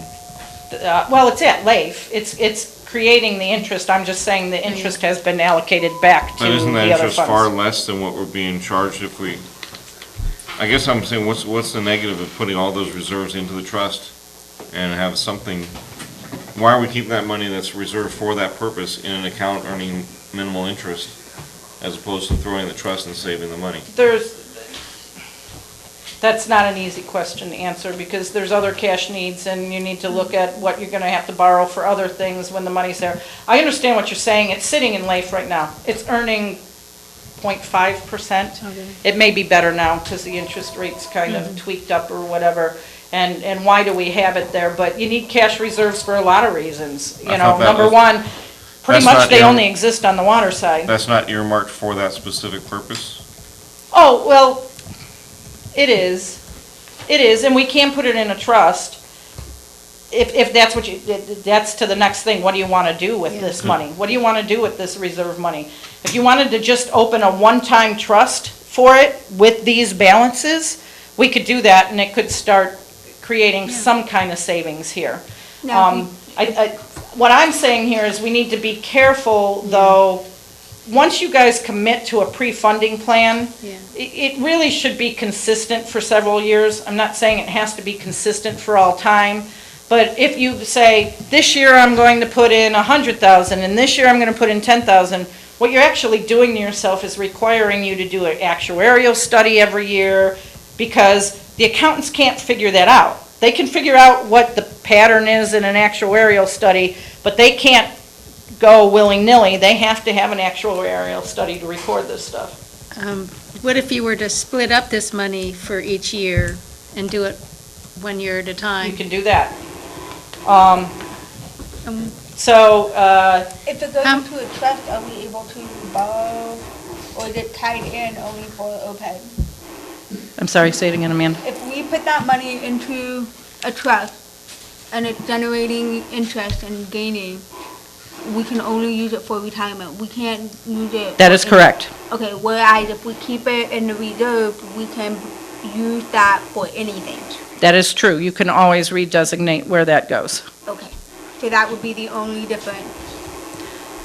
Correct. Other than the in interest, but we can't touch that money once it's in the trust. Right, essentially, a council decision to put it into the trust would take any future council decisions away from you. So if you got into a position where you needed those funds back in the general fund, or the water fund, or the wastewater fund for whatever reason, one council will have set that in stone for another. But the idea here is to, if you're going to start pre-funding it, is to do it permanently. So, I think the question that's more relevant now is now the time? Given a look at the reserves, is now the time to be doing this? Part of me says yes, because if we have to look at some revenue generation in the next year or two, it's best to incorporate that now, because you'll lose that window of, okay, I want to designate that and I want to take this step.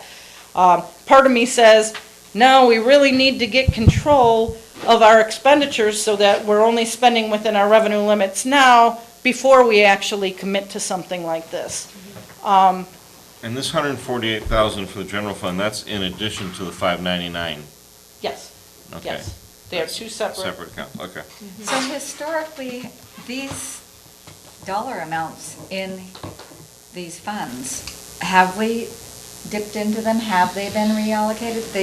These have just been sitting here? They have for been some- sitting there since 2010, not earning interest, because the interest we were actually earning on it was going back to the operation and maintenance funds for each of these. And we were gaining minimal interest. Minimal interest You're for spending- Is a it very long hel- time, is it pretty very much since helpful? 2009. Is it helpful at all, that interest that we're gaining, or is it just so minimal it doesn't really matter? It's pretty minimal. Yeah, okay. It's pretty minimal. So it doesn't Right. make sense. And an easy decision would be to take that and put it into a trust and let it at least be there, and then look at your revenue sources and your expenditures to try to get us in line, including some portion of funding here. I don't know that you'd want to go full funding, because, it's too impactive with everything else that's on our plate. Yeah. But we can certainly look at different levels of funding, like, let's see if we can fund 10% of it, and look at the impact as we're looking at everything, and we can present that at budget if you want, so that there's some start. Yeah. The last council certainly had an interest in doing this. There are many financial reasons to try to get to this point. It's just, can we do it now based on everything else we're looking at? And we'd have to do a different actuarial study every time we change our plan or change the amounts? Pretty much. Every time you change the amounts, because their whole, Okay. You So mean? if we could designate, say, 30,000 a year, Yeah, and so we start off with, say, 5 years, we got 5 years to catch up, you know, to straighten ourselves out so we can find the 30,000 elsewhere. But then, and we wouldn't have to redo a study every time. 'Cause I imagine the study is That's one. expensive, probably cost prohibitive. It gotten to $8,000 to $9,000 a year. Yeah, that's Again, silly. we were doing it every third year, now we're Yeah. doing it every other year, crazy. so, you know, yeah. but that's required. It's actually required by the GASB standard that we have to do it. So there's nothing we can do about the every other year. So you can actually change what you're doing every other year, Okay. you know, as long as you do it concurrent with those actuarial studies. So even if we did the same every year, every other year, we still have to do the actuarial? Because interest Yeah. rates change and, Yeah, okay, you know, all right, retirees so, change. Right. okay. So my recommendation would be, you know, let us, you know, if you can assign, you know, do you want us to look at 10% to start? Do you want us to look at $30,000 to start across the funds? How would you like us to incorporate it in the budget look? And then what we can do is show you the impacts with the whole picture for the next year's budget, and you can make your determination at that When's the stage. next report due? For budget? No, for this, Oh, we have until Actuarial. 2018. We have to redo this study for 2018, because that's when the standard changes. so when would it be the optimal time to make this decision? Probably then. Oh, Okay. okay. Yeah. Sounds good. Okay. You know, unless I can talk to the consultant, and I can ask them, because when I first talked to the consultant on this one, I told them that I kind of put them on reserve, because I knew if you guys came back and said we wanted to fund a certain level, we were going to have to go back to them. So they've given us a quote. It's not going to cost a full $8,000 for them to do this. They'll charge us I think it's $150 an hour to put something together, but it may only take them 2 or 3 hours to give us examples. Yeah. The problem is, as soon as we start funding it, we have to go through the whole report, because that's what the auditors rely on. So the funding would theoretically need to start. So let's put this in a particular file for 2018. Yeah. Okay, so leave the reserves where they are is your recommendation, and And look at 2018 to do something. That makes sense to me. Yeah, makes sense, sounds good, just in case. Good. and that be the end. Okay. Great. Does anybody have any questions, comments, concerns? Okay, anybody, any questions for Julie? Okay, thank you. With that, we'll move on to the next item. What are all these noises tonight? Item 5 on the agenda is a public hearing to adopt ordinance 478, adding chapter 17.65, right to farm district, to title 17 of the City of Angels Municipal Code. David Hannum, Planning and Building Director. Thank you. Sir. Thank you, Mr. Mayor. Fellow council members, tonight before you is the second reading of the Title 17.65 Right to Farm ordinance. At your last meeting, we had some discussion regarding the ordinance and redefining paragraph B, which, working with the city attorney, we did that as part of, on page 1 of the ordinance, section B, we took out all the brackets and all the paragraphs and all the stuff, and basically, I don't have my glass with me, but basically we added that is the intent of the city council in enacting this chapter, that all agricultural activities associated with marijuana remain subject to the traditional common law, equitable, and statutory standards that govern the law of nuisance, and that this chapter does not afford such activities any special defense in any civil action or proceeding. So hopefully that cleared that up. And that was pretty much the only issue with the ordinance at that time.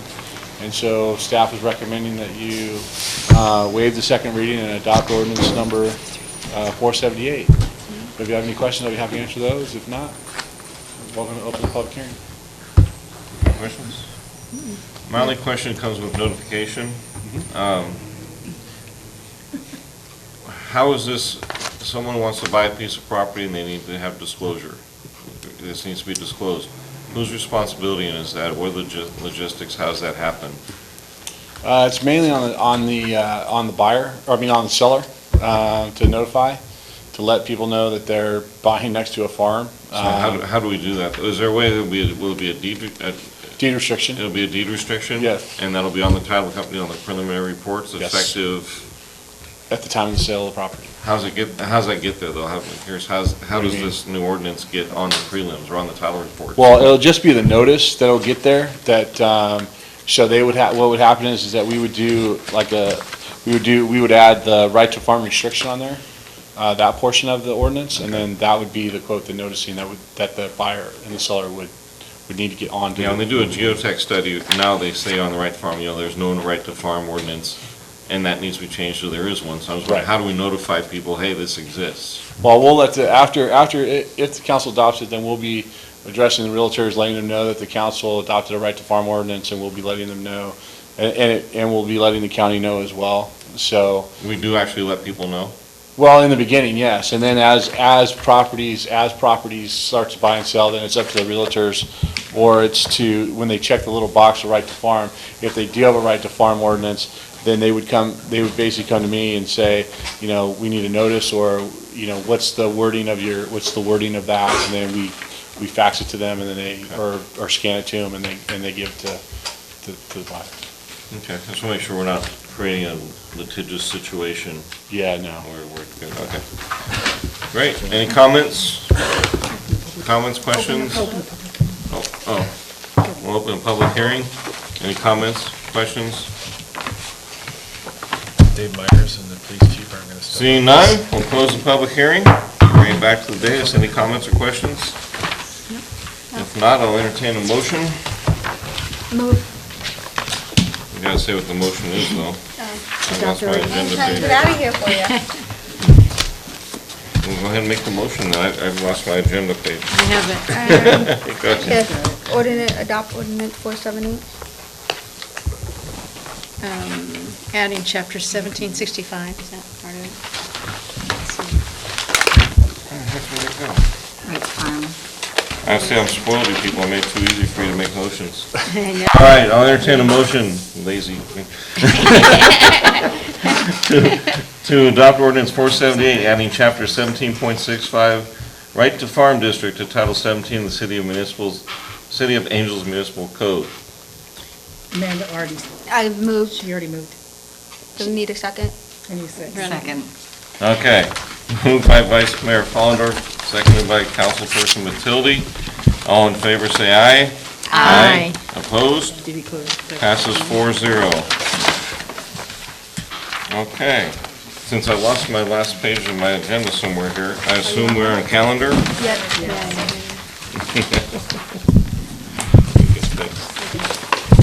Okay, tomorrow at 5:30, COG meeting, and then Thursday, the 13th, at 10:30 a.m., there is a DAC, Board of Directors meeting. It's going to be at the Round Table Pizza Place, and then 6 p.m. Planning Commission here at the Firehouse.